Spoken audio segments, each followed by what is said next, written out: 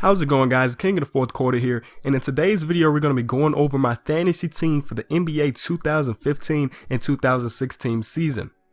Now on the screen you're going to see my team, and then you're going to see my week 1 opponent's team, and then a little gameplay between the teams where I talk you through my methods and everything I did for this draft. This is actually a 10-person league where the top 8 teams make it to the playoffs.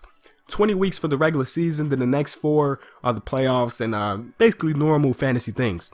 So this is actually the second year of me and my friends doing this fantasy basketball thing. Last year we were all on our first year, so we all made some really bad mistakes. My mistake was drafting Kevin Durant. I mean, I got him in the 3rd round, which is probably pretty good, but I was thinking that he was going to come back and just destroy things, so he was on my roster all year and didn't really even play. So that was my mistake. We know that foot messed with him last year, so this year I went into it like I don't want to take any chances on anybody. I want to go out and try to get some first-year players, and I think I did exactly that. So I actually ended up with the 2nd pick in the draft, and I got Anthony Davis. And you know, if you play fantasy basketball or you know anything about fantasy basketball, you know Anthony Davis has been the top scorer for like 2 years in a row. So you're probably thinking, who went out to get that #1 pick and who did they get? So the person who had the #1 pick went out and drafted Blake Griffin. The #1 pick in the NBA fantasy draft this year went to Blake Griffin. I mean, I wasn't complaining because that means Anthony Davis fell to #2 to me, but that was probably not the smartest decision. And because of that, I think I have the most powerful team in this entire league. So at my point guard, my starting point guard position, I got the boy John Wong. He has been getting better and better with every year, and I'm hoping and I'm thinking that will not stop. This will be one of his breakout years too.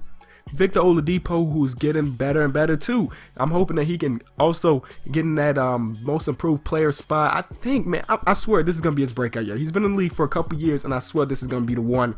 After that, we have Reggie Jackson, who's starting because Brandon Jennings is going to be out for some time, but I think even when Brandon Jennings come back, they're probably going to try to do a duo with both of them, so we'll see how that works out. But last year, I think I had him last year too, and he had like 3 or 4 triple doubles, which is crazy. Wiggins, last year rookie of the year, he's going to get better. That's all I'm thinking. He's just going to get better and better and better. Of course, we have Anthony Davis, Al Jefferson, the big man. The way it works is defense and rebounding and 3-pointers. Those are the 3 big things that you need in a fantasy basketball league. We didn't change anything. We went with the Yahoo draft this year. It didn't change any of the settings, so all the scoring is pretty standard. So rebounding, I think, is worth 2 points per rebound. Blocks are 3 points, steals are 3 points. So I went out and got some really good big man. Al Jefferson's going to be one. Anthony Davis. I got Rudy Gobert, who I actually traded away last year about halfway through the season before Enes Kanter was traded. And you know, after Enes Kanter got traded, my man Rudy Gobert just started to go crazy. So that was a fault for me. So I got him this year in the 2nd round, I think. So he's pretty high in fantasy because, of course, he plays defense. He gets those blocks. He gets rebounds. And this year, I'm hoping he progresses and actually scores a little more points. I think he averaged like 8 or so last year. I'm hoping that he can get it up to double digits. Brook Lopez has always been an offensive monster when it comes to basketball. About 7.5 rebounds and 2 blocks. Timothy Mozgov, when he started in Cleveland, he was doing his thing. So I'm like, why not? Why not pick him up again and see what he can do? Robin Lopez got a new role in New York. He's going to be starting at that center position. So I got the Lopez twins on my team. Didn't even think about that till just now. But I'm hoping that he can step up his play in that starting position and get some rebounds and some blocks for me. On my bench, I got MyCareer, who's in a new system. So I got him really late. I think I got him, these last 3 picks, I got in the 11th round, 12th round, and the 13th round. So these are kind of like just my bench players, and if they decide to go crazy, I'm gonna put them in that starting lineup. But MyCareer's in a new system in Toronto, so I'm hoping he can progress and do better than he did last year. Last year he was doing pretty well. Averaged about 25 fantasy points now, and I'm looking at it, so that's pretty good. Thaddeus Young, I'm not even a big fan of Thaddeus Young, but he was there in the 12th round, best available player, so I was like, come on, let's just get him. If it don't work out, we're gonna release him, because I've never been a real big fan of him, just because he's, I don't know, he just doesn't do much. He's not a player that specifically does one thing, and he's very inconsistent.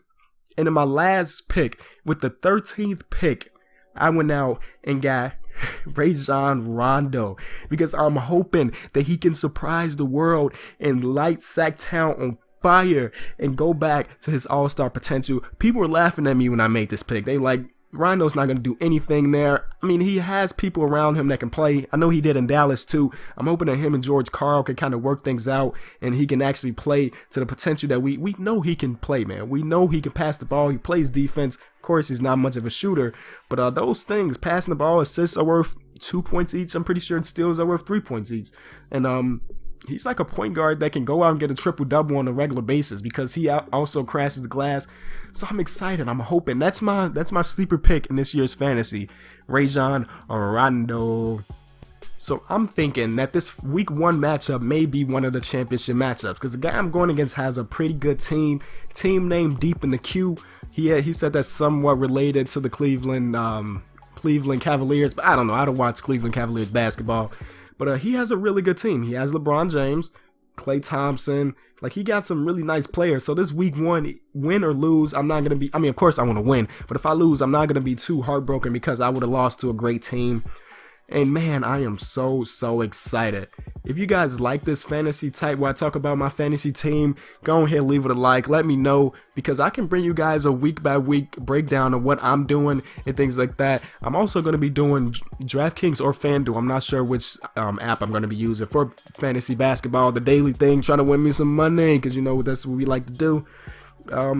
I think that's it, guys. You guys let me know what you think I did, how I did in this draft. Did I draft a pretty good fantasy team or what? I know I missed out on some key 3-point shooters. I don't have too much 3-point shooter, but that's okay because our big men are going to clean up that glass, block some shots, and do everything they can.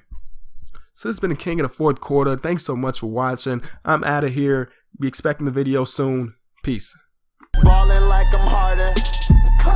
Don't do rocket status, all this automatic. This is my profession. I'll confess I'm flexing. Fuck you, cause I have it. That is not a question, bitch.